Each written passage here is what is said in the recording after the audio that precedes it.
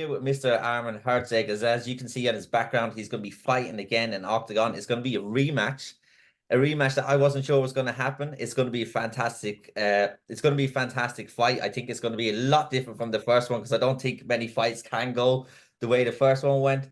But talk to us about how you're feeling for this fight, and for people who might not have seen it, why this rematch has come about, obviously, with the Oktagon show. Talk to us about the show, what happened in the show, and what has led to this rematch. So, like, I guess the rematch kind of made sense for Oktagon promotion-wise and everything, and like, obviously, from my aspect, winning in 34 seconds, like, how much better can you do, or what better can you do than that?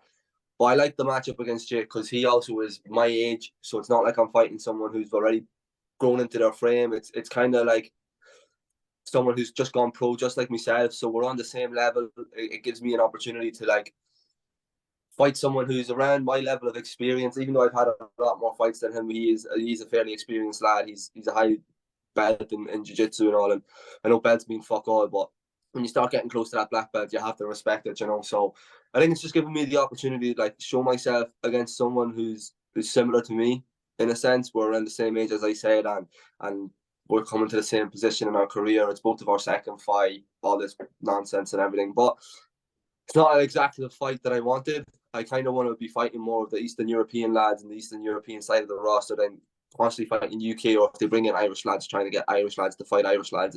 It's something I've done all my career. So it's not necessarily as appealing to me. Obviously, Jake has, wouldn't say a vendetta, but he wants to prove himself to maybe himself and to his team, as there is an immense pressure. Everyone's definitely telling him to make sure he kills me and make sure he finishes me and all this other mad talk, because I've talked enough shit about him already. So I think, like, for him, it's a great fight. It's for him to get redemption and prove himself and see if he could do it. And for me, it's a way to close a chapter.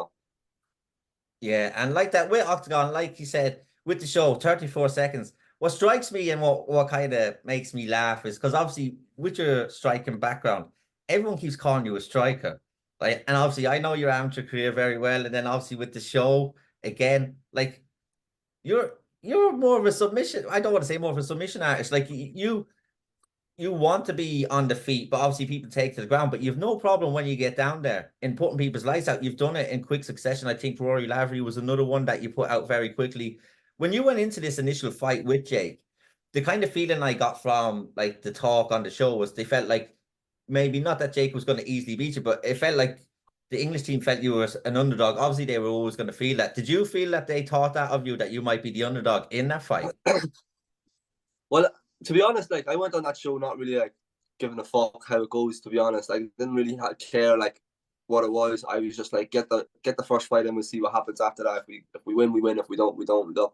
I came off a long layoff. I wasn't training or nothing as well. So it's one of them things where I kind of had no expectations or anything. So I think that's what came in my way and helped me a lot, because mentally I didn't really give a fuck. I just was there to fight someone, and I was happy enough to be away from Ireland and be in a place where I can actually focus on training a bit, even though it wasn't much.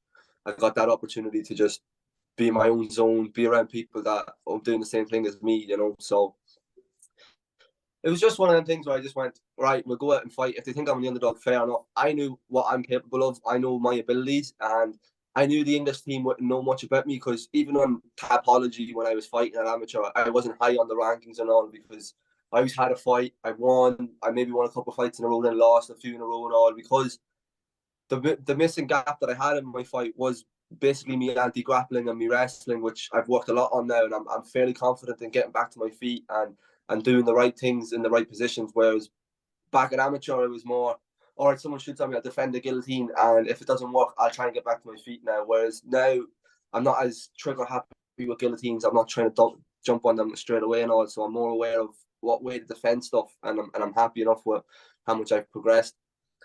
Now, this given the opportunity in the actual fight, I can do that. Now, saying I'm a striker, my last performance, I don't even know what type of fighter I am. Do you know what I mean? It wasn't. I'm not happy with that performance at all. So this gives me an opportunity to show the real me to the fans of Oktagon and other people around the world. You know, so we'll have to see. If they thought of me as an underdog, fair enough. I kind of thought of myself as an underdog, but I looked at Jake and I seen, out of all the lads going on to the show, I had to be more I had to have more of a plot and a plan. Do you know what I mean? I was like, if I want to get to the finals, I need to try and structure this in a way where I might fight their weakest link and then fight one of their better fighters. If I went straight in and I went, no, I want to fight George, he's the best here, like, it would have just been silly of me, you know, because I had to be self-aware of how much training I've done, how fit I am. And I looked at Jake and I was like, right, he's someone who I've done a bit of research on with Dennis when we arrived at the hotel before we went to the villa. And I said it to Dennis, he's probably the easiest person for me to beat. His style, it's just the worst style coming up against me because I have that anti-grappling, more of the submissions and all threats, and then I have the great striking, which he doesn't. He still can't strike. So it's one of them things where I seen him and I picked him out, and we both agreed that we'd fight. We're both featherweights, really, so we're both walking around the same way. It made the most sense for the both of us. I think he kind of had the same idea that I had, so it worked out for me and it didn't work out for him. Yeah, like that. It's mad how you went in. You, like you said, you had a bit of a layoff, but since you've been on the show, and also what I liked you said was the situations with being on the ground now, you're more comfortable being in those uncomfortable positions and being a lot more calm. But since the show, like you said, you want to break before, did it really light a fire on you to, right, this is it. We're going forward now. We're going with this. And Octagon done a fantastic job on the challenge. And I think overall, I think I said this before, the way they promote stuff, tell stories, do their reels, do their social media, they're quite active and they're very good at what they do. How does it feel being with Octagon and has been with them lit a fire under you again to go full force into this MMA career? Well, like when I took that break, I didn't think I was going to fight again. I was struggling with my mental health and I had a lot of shit going on where I couldn't really think of fighting. You know, I completely took a step away from fighting. I didn't think I was ever going to go back.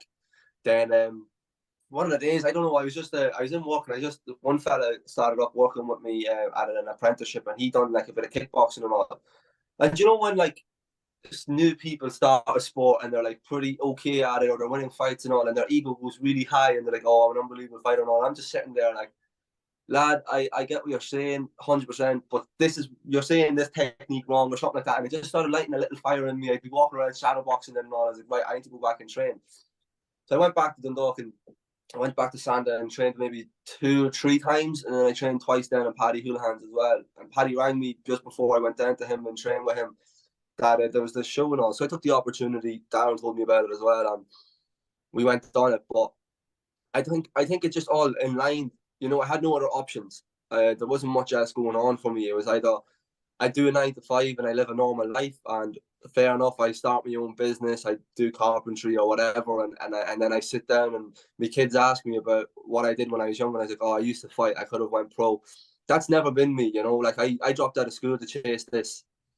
I always had no plan B. My plan B was to make plan A work, and then I got gifted this opportunity by God. That's the only way I can put it. There's no other way. Like, you know, God sent Paddy to get in contact with me, and forever I am grateful for Paddy for thinking of me and getting me on the show. But it was just an opportunity that knocked on the door, and whenever these things happen, you know, you don't get opportunities coming to your door and telling you, yo, you have this chance of being on this show and everything. So thankfully, so I did, and I took it. And it's more after that I fought obviously Armand Herczeg, where I trained for 2 weeks, and even then I was kind of half-arsing it. Not really half-arsing it, but 2 weeks training, you can't really do weights, conditioning, all that other stuff. It's tough because you have a week of training and then a week of cutting weight. So I kind of just lost that fight. If I would have won that fight, I'd still be doing the same thing as I'm doing before that fight, taking the piss. You know what I mean?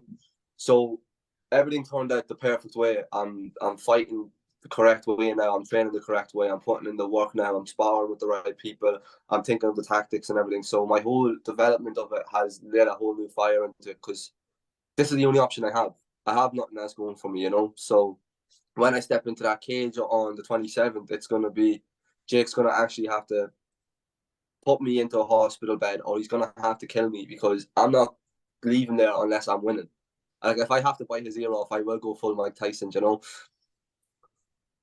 Let's hope it doesn't come to that. But I like that. It sounds like that loss, obviously, although it was on 2 weeks' notice, so you couldn't have a full training camp. But if it seems like it flicked a switch with you. This obviously is your pro career.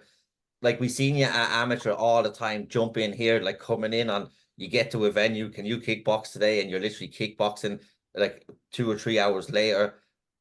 it seems like obviously it's lit a fire under you to get all the right pieces in place, which are there for you with your gym, with your coaches. And then it's just your Yeah, mindset seems to have has been more focused. And obviously as well with your pro career, the 2 weeks notice thing I think is kind of not that people should pad their records, but you need to be careful with it as well, taking short notice fights, unless like that. I'm not saying it wasn't a big opportunity, but like that, it's MMA is a very fickle sport. Is what have you done for me yeah, lately? You know, that sort of a way. If your yeah, last fight was a loss, that's the last thing. They won't remember the 5 wins before that. They'll remember the yeah. last loss, which is kind of shit. Do you find that in MMA that it's kind of you're only as good as your last fight when it shouldn't be? There's a body of work that everyone has.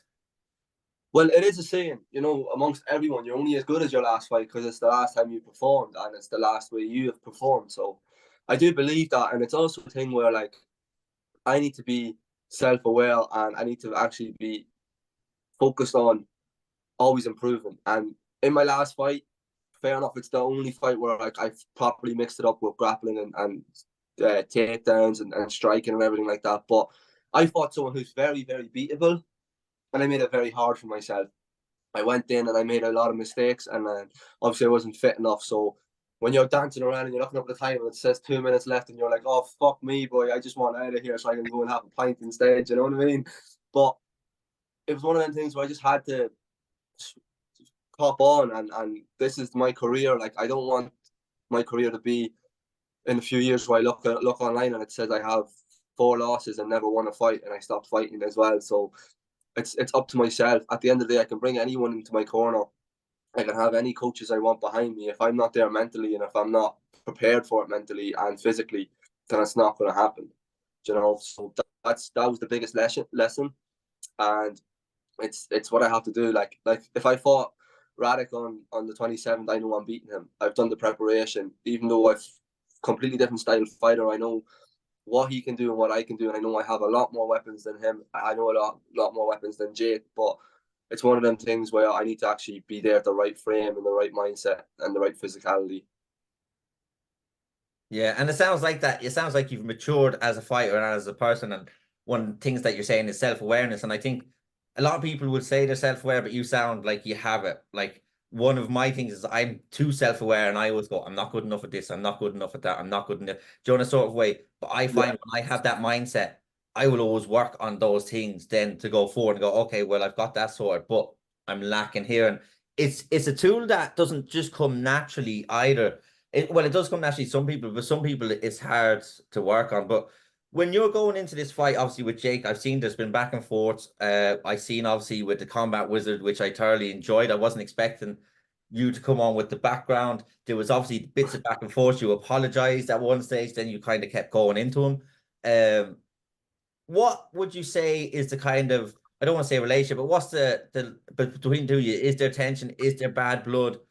Or is it kind of just kind of banter ramped up? it's it's a father and son relationship, you know. Like Jake's my little boy, and I have to be harsh on him for him to learn that the world's a big bad world. You know, not everyone is going to be nice to him, and not everyone's going to treat him fairly. So I think that's the lessons that I'm trying to teach him. You know, and obviously, as I said, it's a father and son relationship. As his dad, I do respect him, but he needs to learn that even if someone does respect you, they're not going to be kind to you just because of that. And he needs to realize that it is a fight. Like me and him are going in to hurt each other, and at the end of the day, he wants to physically harm me and rearrange my face if he can. So why would I be sound with that person? If me and him's not fighting, cool. How are you, Jake? Are you doing well? Training going well? Do you want to train together? No problem. We can do that. I'll be sound. But if you're fighting me and you're fighting me at this stage of my career where I'm professional, I'm trying to get somewhere with it, and I'm trying to build my own career, I'm not gonna sit there and be like, let's be best mates. I'm going to be super respectful and everything. And if I have the opportunity to get under your skin, I will. And like with the back and forward, there really isn't back and forward. It's just me saying something and him just putting me to. He's actually put me to sleep more times than I have him with the way he talks. He's the most boring individual I've ever come across. The wall behind you has a better personality, and that's another aspect of why I wasn't really like excited for the fight, because I knew the hype for the fight, he's not going to be able to get any hype out of it. Like the people that are like watching it, anyone that said it to me, he's boring. Like after the interview, a few of the boys said to me like, "Oh, I was like, oh, he's so boring. Like I couldn't get nothing out of him. I can't really get a conversation out of him. Never mind like him digging something back to me. And then the boys were like, oh, good tradesman, never blames his tools. And then 2 minutes later, they seen the interview and they're like, actually, never mind. You actually have a better conversation with a plant. So he's one of them fellas that I think he can't express himself correctly because he just either he's very awkward in front of cameras or he's not used to it. You know, he's only had 5 amateur fights. How many interviews has he done? Whereas I'm doing loads of interviews with you. I'm used to being in front of camera. I'm used to doing this, and I'm a very outgoing person. I like talking, so it's easy enough for me. Whereas I'd say he's more introvert, so it's harder for him to get going with conversation and all and expressing himself. But that's fine. Like I don't mind promoting it myself. We'll have to see how it goes. The fight's going to be great. I know I can get a few viral moments out of it. Maybe he can as well if he's good enough. But he just needs to learn to build that character as well. Yeah, and like that, I know you. We've interviewed. Well, just probably a 5th, 6th, maybe 7th time now at this stage because I've interviewed you throughout your amateur career. We've done the sit down MMA in depth as well. You were one of the first in the first like 5 or 6, I want to say, or 7 or 8 in the first 10 anyway. So, and I like that. I see you at shows. I see you talking to people. With Jake, I don't really know Jake that much. I've watched him from the show. As a person, I think he seems like a good guy. He's a good fighter. He just wants to go.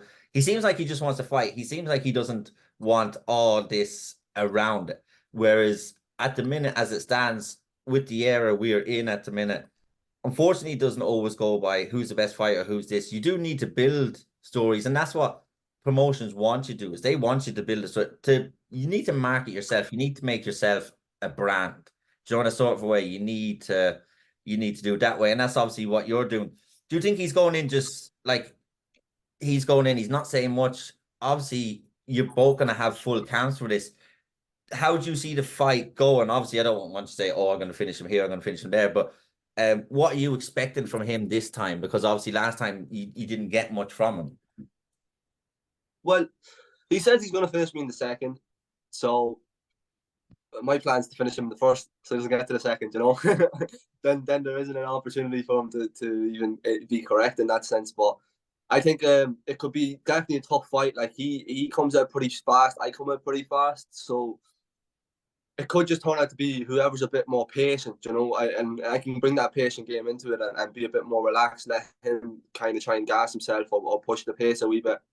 But the fight starts standing. It's at my rhythm. It's at my style straight away off the bat. He needs to work to get me down, which is a lot harder to do than to keep the fight standing, you know. Trying to constantly pull someone down is tiring, you know. We've all been in the gym trying to wrestle against people and it is tough. So it's one of the things where I think it can go decision. I can get the winning decision. Happy enough with it. If I get a finish, I'm happy enough. If I was to submit him again, though, I would want to see him getting that brown belt taken off him. So we'll have to see how it goes, though. If the submission comes in, it's either he needs to shave his head or he needs to lose the brown belt. It's one or the other. You're coming for everything. You're absolutely coming for everything. With the fight being in the UK, do you expect a lot of hostility towards yourself because of how you've been with Jake in the house and in the lead up to this fight? No, because he's so boring. I don't think many people are like, "Oh, let's go, Jake. We want to see you win." This is the problem, right? So obviously, I can't compare him to this person, but Demetrius Johnson was unbelievable. But he wasn't really great at selling himself because he won so many fights, but he didn't talk shit. He was very respectful and all. But the problem was that he wasn't selling pay-per-views, and he got obviously traded off to one championship. It suits him better, that more respectful style, and all people like that more over that side of the world. So I think for him, he needs to for obviously his whole team and the people around him want him to win. But if you look at it as a casual fan, you might look at me and be like, "Oh, this fella's disrespectful" or whatever. But you might be like, "Oh, but I want to see him win or I want to see him lose." Either way, you're going to tune into my fights. Whereas if you watch Jake, like you might watch him a bit or someone's clicking onto him. His style is boring, so he's just a grappler. Grappling's boring anyway. Like people always find it boring unless you're Khabib and you're actually smashing people and you're making it entertaining. But if you're just holding on to someone, taking them down and submitting them and stuff like that, it's not the most exciting style to watch. It works, it gets you to win, and that's what we're actually trying to do here. We're trying to win. We don't need to entertain people. But I think like I don't have any hostility. I think I've got a good few UK fans as well. A lot of people have texted me saying I need to shut him up again and put him to sleep and everything. So I think we'll have to see how it goes. If I walk in and get a few boos, I'll turn them into cheers at the end. But I'm happy enough with whatever way. I've walked out plenty of times to hostile crowds while fighting in Ireland, so we'll have to see how it goes. It's nothing that ever like pushes me away. Even when I made my debut, the whole crowd was chanting for the other fella. I loved it. It was a great moment. I was happy enough with fighting against the whole crowd as well. So it is grand. Yeah, because once you get in there, and I don't know if I was supposed to do this about, but a lot of fighters said once you kind of go in there, all that drowns out, and it's just kind of you're in the moment. You can hear maybe Darren, because Darren's obviously very loud, as all our coaches, and that's what a lot of people is. Once you get to that stage and you're in the cage, is it just like lays tunnel vision, and the only people you really pick out in the crowd is your coaches? I'll tell you the truth. When there's like 8,000 or 9,000 people screaming, you hear them. You do hear them. You know, it's different. Obviously, if you're in a crowd where you're at a show where there's like 300 people, 400 people, you might not hear the whole crowd. But when it's 8,000 people screaming the same thing at once, you're gonna hear it, and you're gonna have to like feed off that. But do you want me to turn on the light bulb because it's getting a bit dark? Yeah, you can. I'm gonna finish up now in a second, anyways. Yeah. But I just want to run anyway because I didn't expect it to be getting that dark. No, it happens. That's why I have this lamp on my face, man. That's why I try to do them early, because and then trying to go to bed after looking at this. But yeah, it's gonna be a fantastic fight. I can't wait to see it again. Obviously, Oktagon, when they came in last year and the way they've kind of gone at the UK scene, I really, really like it. I really like what they do with their promo side of things. They're very good. They push that show. They push Shem. I don't think Shem's with them anymore at the minute. I'm not sure what the deal with that is, but they were the first kind of people who really put a rocket ship to Shem and really wanted to highlight how good he was and his story and like that. I like the promotion as a whole, but it's going to be a fantastic fight. Like I said, do you think getting under his skin will make him emotional going into the fight? Do you think that emotion will show? I think he's emotional anyway. So I think like because of the fact that like what I done on the show with the memorial and all that other nonsense and all that mess and all, I think that's already made him emotional. Him calling me out to fight on the show and then not fighting me, like that's already one up on me. Because you can't, if as someone who yourself, you've lived in Ireland all your life, if someone says let's go for a knock and you say yeah, and then they're like no, never mind, they've lost already. Yeah. So this should be Armand Herczeg and Jake McHugh #3, but Jake didn't show up. You know what I mean? He walked down the stairs and looked up at Brad Pickett and was just like, oh, what am I meant to do here, bro? Like, can you help? You know what I mean? So it was one of them things. Well, I knew mentally I haven't bet. Like he came back on the show and he came back on the show as like he knew he wasn't fighting again at all, so he treated it like a holiday.